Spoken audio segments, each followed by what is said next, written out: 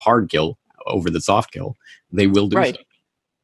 Right. Well, they have made that very clear. I've always tell the story. I was at the Aspen Institute with a billionaire venture capitalist. He looked at me with these sort of dead eyes, and he said, "Honey, I buy these companies so I can figure out how to replace everybody with software and AI, and that's what we're going to do." And we don't need people. Was sort of the message. So that's the intention. But what I would say is that what they're doing is part of what I would call a machine model that's been. The machine model has been with us for 400 years, and yes, new technology changes it, but it's still a model that's very alien to life.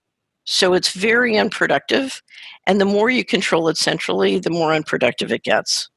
So to me, the model is going to fail.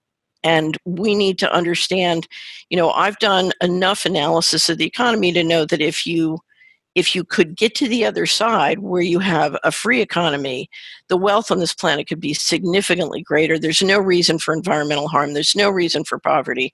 It really, what's on the other side of this could be quite wonderful and quite fantastic. There's no reason to have to go there unless you're the Rockefeller Gates syndicate and you want to maintain control.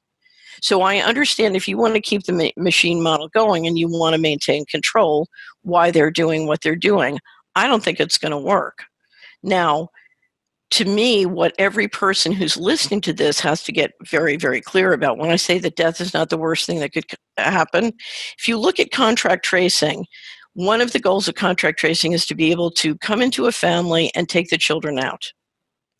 And I started to make a list for my commentary, my weekly commentary, on what the things they would do with those children once they took them out. I got a list of 20 things, and I said, this is too gruesome to discuss. So I'm not going to present this list. But I'm just going to tell everyone I'm not presenting the list because it's too gruesome. But what you need to understand is if you let them come into your house and take your children, that what's going to happen to those children is, what happened on Epstein Air is nice compared to what could happen.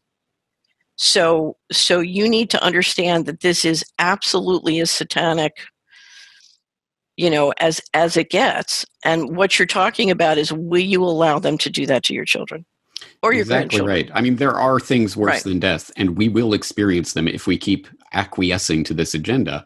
And I think you hit the nail on the head when you say that the machine model that's been in place for the last few hundred years of industrial productivity is essentially anti-life. And the only way to foist that on the world, which is abundant in and of itself, the only way to foist that model on the world is through control, through manipulation, through deception, and ultimately through death, destruction. And that is the model that has been in place. So I litigated for 11 years up against the Department of Justice, and they repeatedly broke the law and were free to break the law.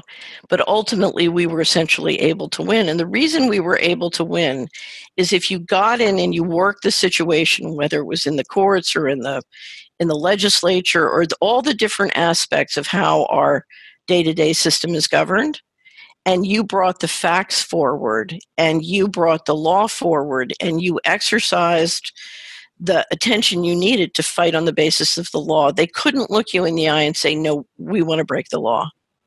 They couldn't say in a formal capacity, oh, we're going to break the law. And that's why it takes a significant effort of pushback, and that's what's got to happen. It's not enough to just shoot somebody if they come into your house and take your kids. You've got to go into court. You've got to go into the state house. There are all sorts of organizations who you can, for example, in Tennessee, we have a very good sheriff association. We have a very good Tennessee Firearms Association. You have lots of civic organizations who are dedicated to maintaining human freedoms, but you've got to get with them and you've got to make clear it's this bad. Right, you've got to force their hand because obviously they are dealing with a rigged deck, and their power comes in never openly stating their agenda and what's happening. So our power is in revealing that agenda to the other people who are enforcing it unbeknownst to themselves, for the time being that they are enforcing it, because we are moving into turnkey totalitarianism where it literally takes a few people to be able to engineer systems of control that can control literally billions of people.